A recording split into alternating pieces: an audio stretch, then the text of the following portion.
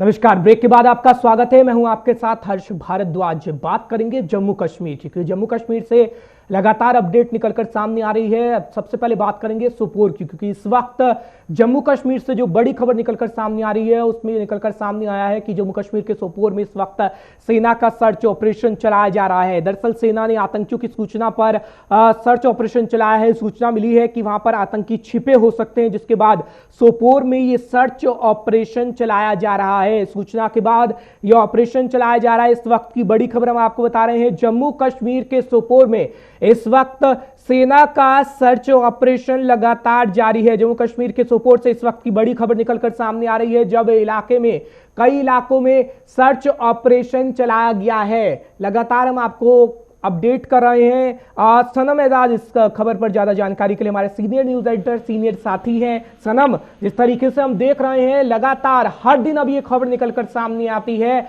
जब कहीं ना कहीं या तो एनकाउंटर हो रहा होता है या फिर सर्च ऑपरेशन चल रहा होता है। अगर इस की बात करें, इस महीने की बात करें जो निकला है, मई महीने की बात करें, तो मई महीने में ही कई आतंकवादियों का खात्मा तो किया जा चुका है, लेकिन अगर हम बात करें किस तरीके से सर्च ऑपरेशन भी जारी है।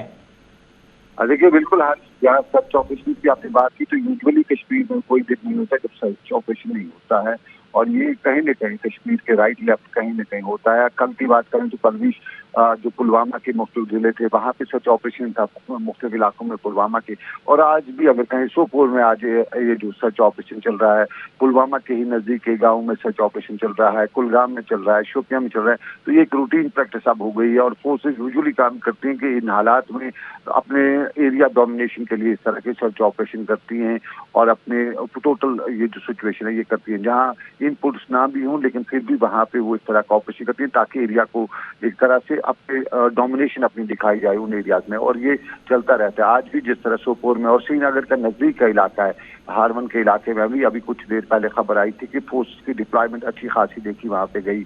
ऑल ऑफ ए सडन वहाँ पे फोर्सेस की डिप्लॉय फौज और दूसरे जो लोग हैं फोर्सेस के वो वहाँ पहुंचे। उन्होंने बहुत से इलाके में अपनी यूं कहीं ऑपरेशन तो नहीं किया लेकिन अपनी वहाँ पे जो मूवमेंट है वो बनाए रखी। तो कहीं ना कहीं ऑपरेशन डोमिनेशन भी होते हैं, और इन ऑपरेशन के दौरान इलाके में अपनी पकड़ बनाए रखने के लिए भी किए जाते हैं। बिल्कुल। अगर सनम बात करें श्रीनगर की, क्योंकि पिछले दिनों हमने देखा कि श्रीनगर में लगभग 1 साल बाद जो गतिविधियां हुई, आतंकी गतिविधियां हुई, क्या कुछ श्रीनगर से भी खबर है? क्योंकि एक तरफ हम देख रहे हैं कोरोना संकट से पूरा देश जूझ रहा है, जम्मू कश्मीर में भी लगातार मामले आ रहे हैं, तो दूसरी तरफ ये गतिविधियां। देखिए, अगर हम कश्मीर में कोरोना का देखें तो खासतौर पर श्रीनगर अगर कैपिटल है तो श्रीनगर में जो कुछ परसों हुआ है, एक कमिश्नर सेक्रेटरी जो हैं सरकार के, उनके पॉजिटिव होने के बाद लगभग पूरी सरकार को हम कह सकते हैं 100 के करीब जो ब्यूरोक्रेट्स थे उनको कहीं सस्पेक्ट्स के दायरे में लाया गया है, कुछ क्वारंटीन हो रही, और उसी हवाले से ये भी है कि आज जम्मू के सिविल सेक्रेटरीट को सैनिटाइज भी किया जा रहा है। कश्मीर में भी कल से इस सारे मामले को लेकर एक हड़कंप मची है ब्यूरोक्रेसी में, क्योंकि जो मीटिंग्स हुई है उन मीटिंग्स के दौरान जहां वो ऑफिसर खुद भी मौजूद रहे, वहीं सरकार के दूसरे लोग भी हैं, चाहे वो सरकार में दूसरे अधिकारी अफसर हैं, वो भी इसमें इन मीटिंग्स में शामिल रहे। तो साफ जाहिर है कहीं न कहीं सरकार के लिए अब ये कुछ चुनौती है। सनम, एक तरफ हम देख रहे हैं सरकार के लिए सबसे बड़ी चुनौती है, तो दूसरी तरफ अगर बात करें सेना की, तो सेना के लिए भी सबसे बड़ी, जिस तरीके से हम देख रहे हैं कि लगातार सर्च ऑपरेशन जारी रहते हैं, हर घर को भी खंगाला जाता है जब सर्च ऑपरेशन होते हैं, इंटरनेट सेवाओं को बंद कर दिया जाता है, यानी चुनौतियां बड़ी हैं इस वक्त अगर कश्मीर में बात करें खासकर। तो देखिए, कश्मीर इस वक्त चुनौतियों से घिरा हुआ है। कोरोना वायरस की चुनौती है, तो उसके साथ सेना के लिए लाइन ऑफ कंट्रोल की बड़ी चुनौती बनी हुई है। आज भी इन्फिल्ट्रेशन की कोशिश हुई है, 3 मिलिटेंट्स के लाइन ऑफ कंट्रोल पे मारे जाने की खबर है। वो पुंछ सेक्टर, जम्मू के पुंछ सेक्टर में जो खबर है वहां से 3 मिलिटेंट मारे जा चुके हैं जो इन्फिल्ट्रेशन कर रहे थे, उनको मारा गया है। इसके साथ साथ यहाँ से जो दूसरी सिचुएशन है, लद्दाख की सिचुएशन है, वो चुनौती बड़ी है, और फिर कश्मीर के अंदर भी जो मिलिटेंसी का ग्राफ बढ़ रहा है, जिस तरह से मिलिटेंसी अब नॉर्थ साउथ से लेके नॉर्थ की तरफ शिफ्ट हो रही है, तो ये सब बड़ी चुनौतियां हैं फोर्सेज के लिए, फौज के लिए काफी बड़ी चुनौतियां हैं। बिल्कुल। एक आखिरी सवाल सनम आपसे लेना चाहेंगे, जिस तरीके से हम देख रहे हैं सेना के शीर्ष कमांडरों की बैठक राजधानी दिल्ली में लगातार चल रही है, या फिर वो LAC को लेकर हो, या फिर वो LOC को लेकर हो, या फिर वो कश्मीर के हालात को लेकर हो, क्योंकि हमने देखा कि कश्मीर के हालात को लेकर भी लगातार चर्चा की जा रही है, और LAC पर जो तनाव बरकरार है उसको लेकर भी चर्चा की जा रही है। क्या कुछ निकलकर सामने आ रहा है, कुछ जानकारी?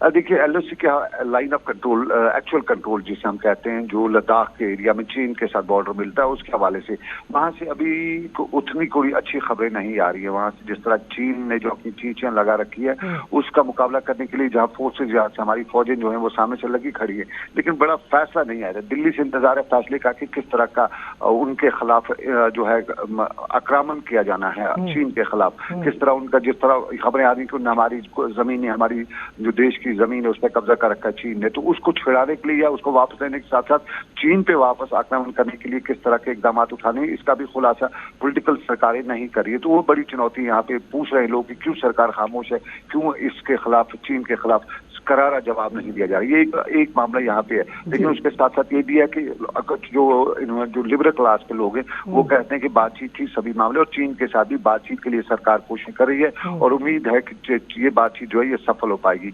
वहीं पाकिस्तान के साथ की भी जो रिलेशन है वो भी खटास में, खटाई में बहुत वक्त से पड़े, और कश्मीर में ये भी लोग कहते हैं कि पाकिस्तान को भी कहीं ना कहीं बातचीत पे लाना चाहिए, बातचीत के दायरे में लाना चाहिए, और एक तरह से जो सख्त जो आयरन हैंड की राजनीति या आयरन हैंड की पॉलिसी इस वक्त दिल्ली अपना रही है, उससे फायदे कम ही निकलेंगे। चलिए, बहुत बहुत शुक्रिया सनम, तमाम जानकारी हम तक पहुंचाने के लिए। जिस तरीके से सनम बता रहे थे कि लगातार सेना अपना काम कर रही है, आतंकियों को चुन चुनकर मारने का काम लगातार सेना कर रही है, लेकिन अगर सर्च ऑपरेशन की बात करें तो एक बार फिर सर्च ऑपरेशन चल रहा है, कई इलाकों में ये सर्च ऑपरेशन चलाया जा रहा है। और सोपोर से इस वक्त की बड़ी खबर हम आपको बता रहे हैं कि वहां पर भी सर्च ऑपरेशन इस वक्त चलाया जा रहा है। यानी कश्मीर की अगर बात करें तो एक तरफ कश्मीर में कोरोना का कहर है, तो दूसरी तरफ लगातार सर्च ऑपरेशन के दौरान लगातार आतंकवादियों के खात्मे का काम भी सेना कर रही है।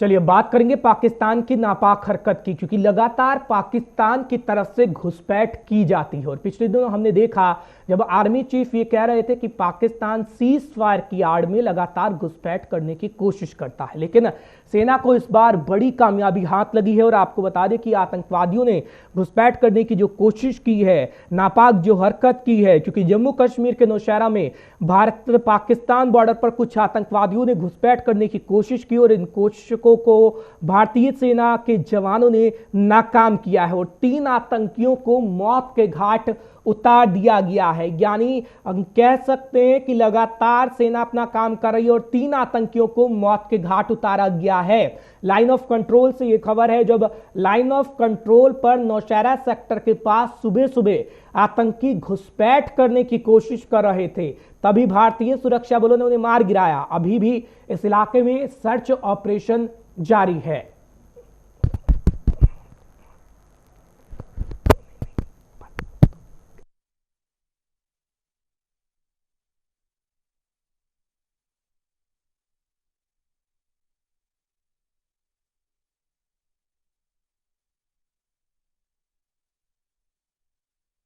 तो नापाक हरकतों से बाज नहीं आ रहा पाकिस्तान। हमने देखा कि किस तरीके से लाइन ऑफ कंट्रोल पर नौशहरा सेक्टर के पास सुबह सुबह आतंकी घुसपैठ की कोशिश कर रहे थे, तभी भारतीय सुरक्षा बलों ने उन्हें मार गिराया। अभी भी इस इलाके में सर्च ऑपरेशन जारी है और पूरी तरह से छानबीन की जा रही है, क्योंकि हम देख रहे हैं कि लगातार जिस तरीके से सीजफायर की आड़ में पाकिस्तान घुसपैठ करने की कोशिश करता है, एक बार फिर घुसपैठ करने की कोशिश की गई, लेकिन आतंकवादियों का काम तमाम एक बार फिर भारतीय सेना कर चुकी है। अभी इस इलाके की बात करें तो इस इलाके में सर्च ऑपरेशन लगातार जारी है और पूरी तरह से छानबीन भी की जा रही है। आपको बता दें कि बॉर्डर पर पाकिस्तानी रेंजर्स की मदद से लगातार आतंकी भारत में घुसने की कोशिश करते हैं, लेकिन हर बार उनकी ये कोशिश नाकाम की जाती है और भारतीय सुरक्षा बल उन्हें मौत के घाट उतार देते हैं। और इस वक्त एक और खबर जब सुबह सुबह हमारे सामने निकलकर सामने आई, जब भारतीय सेना के जवानों ने घुसपैठ की कोशिश को नाकाम कर दिया और 3 आतंकवादियों को मौत के घाट उतारा जा चुका है। हम कोशिश करेंगे जमशीद मलिक से पूरी जानकारी ले सके, लेकिन इस वक्त ये खबर निकलकर सामने आ रही है कि अभी भी फिलहाल इलाके में सर्च ऑपरेशन चलाया जा रहा है और पूरी तरीके से छानबीन की जा रही है। जिस तरीके से खबर आ रही है कि अभी भी छानबीन जारी है, लेकिन इस कोरोना वायरस का जो संकट है वो एक तरफ जारी है, तो पाकिस्तान अपनी हरकतों से इस बीच भी बाज नहीं आ रहा। और जम्मू कश्मीर के नौशहरा में बताया जाता है कि जम्मू कश्मीर के नौशहरा में भारत पाकिस्तान बॉर्डर पर कुछ आतंकियों ने घुसपैठ करने की कोशिश की और इन कोशिशों को भारतीय सेना के जवानों ने नाकाम कर दिया है और 3 आतंकियों को मौत के घाट उतारा जा चुका है। यानी हम देख रहे हैं किस तरीके से मौत के घाट 3 आतंकवादियों को उतार दिया गया।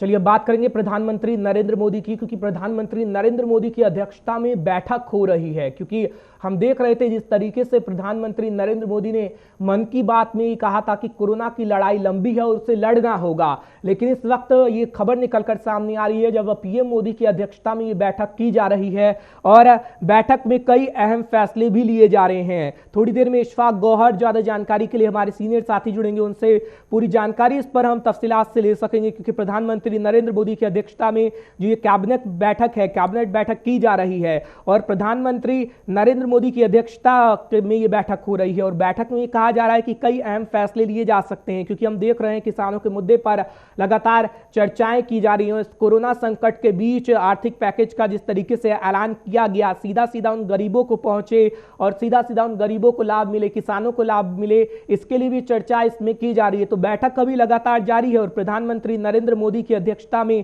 कैबिनेट बैठक इस वक्त चल रही है और बैठक में कई अहम फैसले लिए जा सकते हैं। क्योंकि प्रधानमंत्री नरेंद्र मोदी की बात करें तो सुबह सुबह खबर आई थी कि आज प्रधानमंत्री नरेंद्र मोदी की अध्यक्षता में कैबिनेट बैठक होगी जो इस वक्त की जा रही है। यानी प्रधानमंत्री नरेंद्र मोदी की अध्यक्षता में बैठक हो रही है, मीटिंग की जा रही है, कई अहम फैसले भी लिए जा सकते हैं। हमारे साथ इशफाक गौहर जुड़ेंगे थोड़ी देर में, एग्जीक्यूटिव एडिटर, पूरी जानकारी हम उनसे ले सकेंगे कि क्या कुछ आखिर इस मीटिंग में चल रहा है, क्योंकि हम देख रहे हैं कोरोना संकट की घड़ी में इस वक्त प्रधानमंत्री नरेंद्र मोदी की अध्यक्षता में कैबिनेट बैठक चल रही है।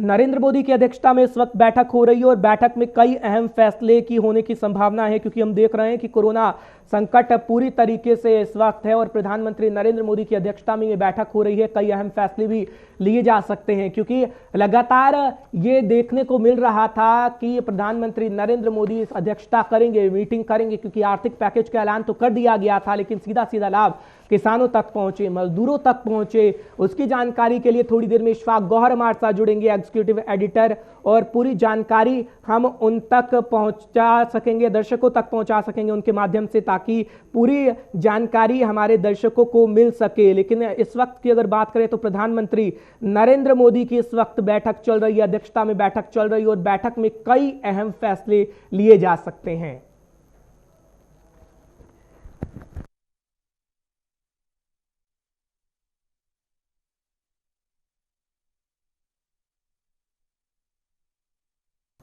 तो लगातार प्रधानमंत्री नरेंद्र मोदी की अध्यक्षता में बैठक हो रही है। जरा इसकी डिटेल मैं आपको बता देता हूं, हम आपको डिटेल इसकी बता देते हैं, क्योंकि जिस तरीके से किसानों की बात हो रही थी कि किसानों को सीधा सीधा इसका लाभ पहुंचे, तो इसके लाभ के लिए ये मीटिंग की जा रही है। क्योंकि हम देख रहे थे कि प्रधानमंत्री नरेंद्र मोदी की तरफ से जो आर्थिक पैकेज का ऐलान किया गया, फिर वित्त मंत्री सामने आए, वित्त मंत्री ने कहा कि अगर किसानों की बात करें तो किसान लोन ले सकेंगे, अपने फसलों के लिए लोन ले सकेंगे, और अगर मजदूरों की बात करें तो मजदूरों के लिए, औद्योगिक क्षेत्रों के लिए भी पैकेज का ऐलान किया किया गया और ये कहा गया कि गरीब वर्ग को इसका सीधा सीधा लाभ मिलेगा। और उसी को लेकर आज प्रधानमंत्री नरेंद्र मोदी की अध्यक्षता में बैठक की जा रही है। उस बैठक में कई अहम फैसले भी लिए जा सकते हैं, जिस तरीके से बात निकलकर सामने आ रही थी। और आज प्रधानमंत्री नरेंद्र मोदी की अध्यक्षता में अभी भी बैठक चल रही है और कई अहम फैसले लिए जाएंगे। जैसे जैसे जानकारी हम तक पहुंचेगी वैसे वैसे हम आपको पूरी जानकारी देंगे, पूरी अपडेट देंगे कि आखिर क्या कुछ इस मीटिंग में हो रहा है और इस मीटिंग में क्या कुछ चल रहा है। क्योंकि हम देख रहे थे किसानों के मुद्दे पर भी विपक्ष लगातार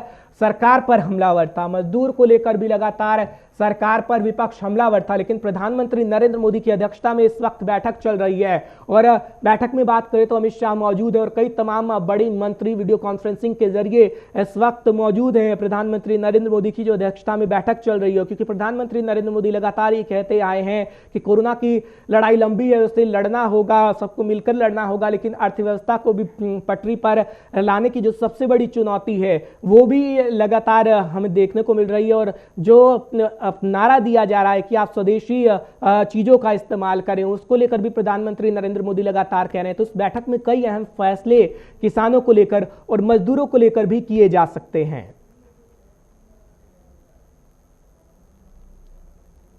नेक्स्ट वाले लेते हैं, खबर ले लेते हैं।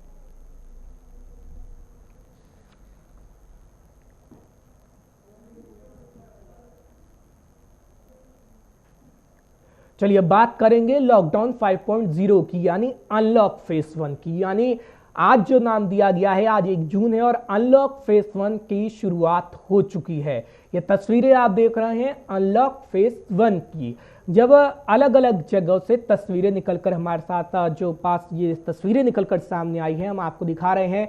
राजधानी दिल्ली से लेकर जम्मू कश्मीर की बात करें या फिर हम बात करें उत्तर प्रदेश की बात करें या फिर हम बात करें केरल की, तमिलनाडु की, अलग अलग जगह की ये तस्वीरें हम आपको दिखा रहे हैं कि आज सुबह सुबह कैसा नजारा रहा। क्योंकि आज 1 जून है और अनलॉक फेज 1 की शुरुआत हो चुकी है। कुछ देर पहले केजरीवाल भी आए जो दिल्ली के सीएम थे और उन्होंने लोगों के ऊपर जिम्मेदारी सौंपी कि आप हमें बताएं कि बॉर्डर को खोलना चाहिए या नहीं खोलना चाहिए। क्योंकि हम देखें दिल्ली एनसीआर के बॉर्डर पर तो वो पूरी तरीके से सील है। दिल्ली सरकार की अभी प्रेस कॉन्फ्रेंस हुई थी, सीएम केजरीवाल प्रेस कॉन्फ्रेंस करते हुए नजर आए थे।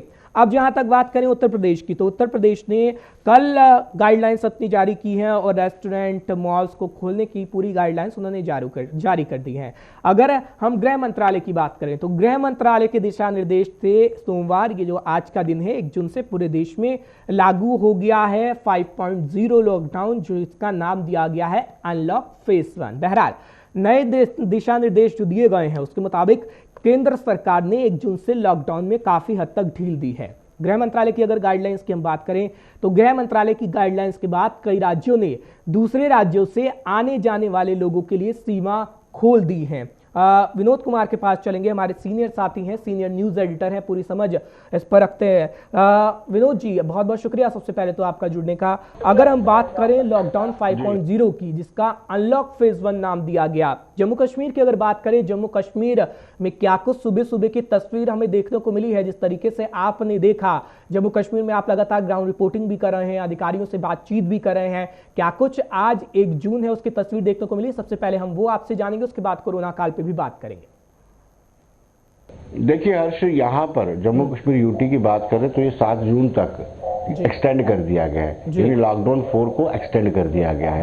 अनलॉक जो है 8 जून से शुरू होगा और 8 जून से नई गाइडलाइन आपके सामने आएंगी। आज वैसा ही हुआ जो पहले लॉकडाउन 4 में हुआ करता था। यहाँ ये नहीं है कि जब प्रधानमंत्री ने कहा था कि अनलॉक होगा तो उसमें शाम 9 बजे से लेकर सुबह 5 बजे तक कर्फ्यू नाफिज रहेगा, नाइट कर्फ्यू जिसको हम बोलते हैं। लेकिन यहाँ पर ऐसा कुछ नहीं है, आज भी उसी तरह दुकानें खुलेंगी 10 बजे से लेकर के 5 बजे तक।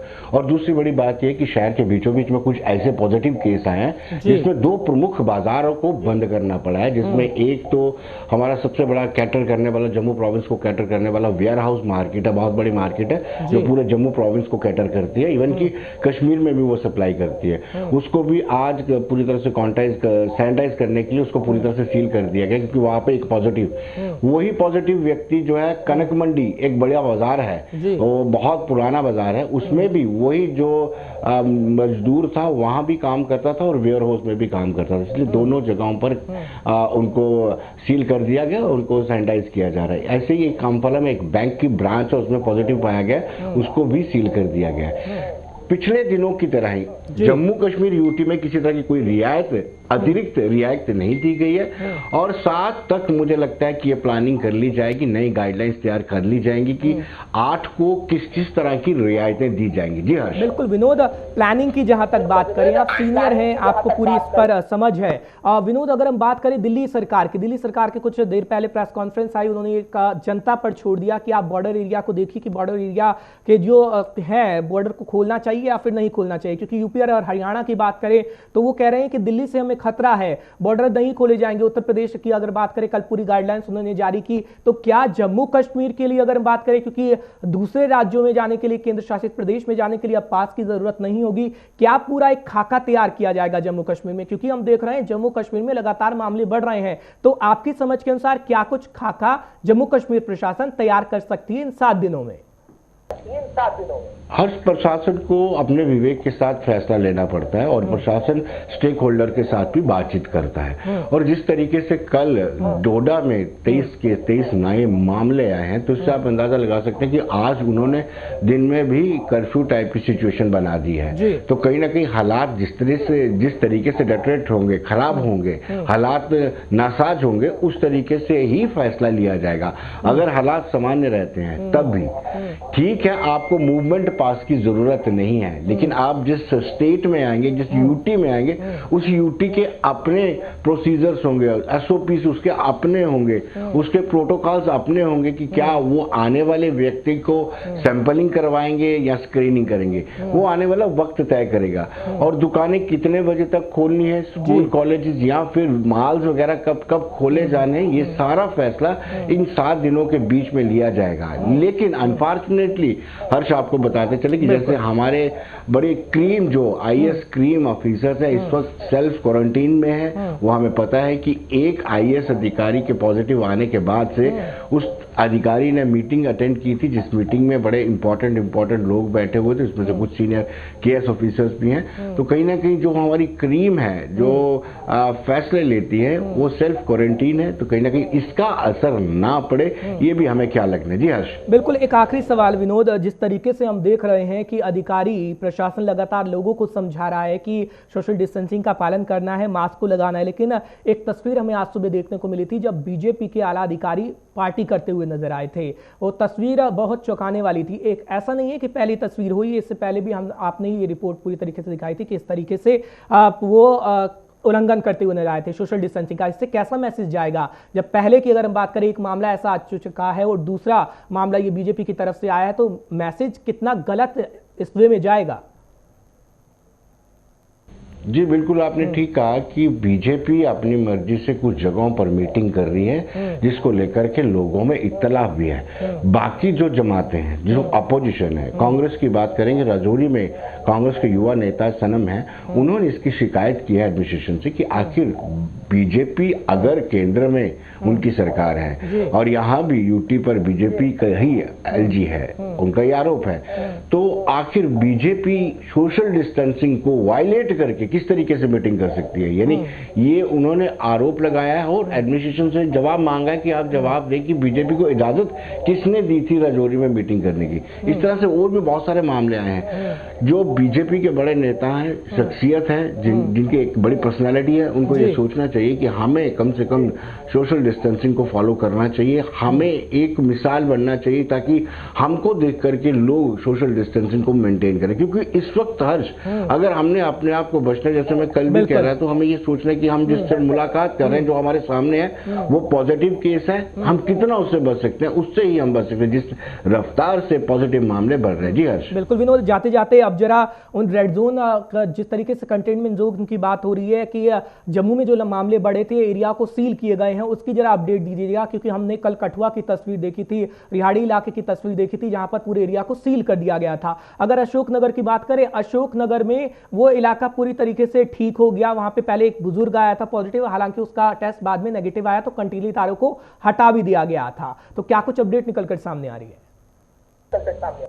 देखिए अभी रिसेंट अपडेट बताऊं मुझे तो ये बेली चराना एक एरिया पड़ता है, डोडा बस्ती जिसको कहते हैं, वहां पे से भी एक लड़की को, युवती को उठाया गया है। कहा जाता है कि उसमें पॉजिटिव मामला है। इससे पहले वेयर हाउस को, जो आज की ताजा मैं बताऊं, वेयर हाउस को किया गया है रात का, और उसके साथ साथ कनक मंडी को किया गया है। अम्फला वाले जहां बताया कि बैंक था वहां किया गया है, और रिहाड़ी में किया गया है, और बठिंडी में भी, सुंजमा में भी कहीं ना कहीं कुछ इलाकों को सीज किया गया, क्योंकि वहां से पॉजिटिव मामले आए थे। पॉजिटिव मामलों को देखते हुए ये फैसला लिया जाता है कि वहां ना तो कोई जा सके और वहां से ना कोई बाहर निकल सके। जी हाँ, चलिए बहुत बहुत शुक्रिया विनोद, तमाम जानकारी हम तक पहुंचाने के लिए। तो जिस तरीके से हमारे सीनियर साथी बता रहे थे कि जम्मू कश्मीर प्रशासन पूरी तरीके से एक खाका तैयार करेगी, उसके बाद ये फैसला लिया जाएगा कि क्या कुछ छूट देनी चाहिए या फिर नहीं। बहरहाल अगर बात करें तो लॉकडाउन 5.0 का पहला दिन, जिसे अनलॉक फेज 1 का नाम दिया गया है। फिलहाल इस वक्त के बुलेटिन में बस इतना ही। एक ब्रेक के लिए रुकेंगे, ब्रेक के उस पार भी खबरों का सिलसिला लगातार जारी रहेगा।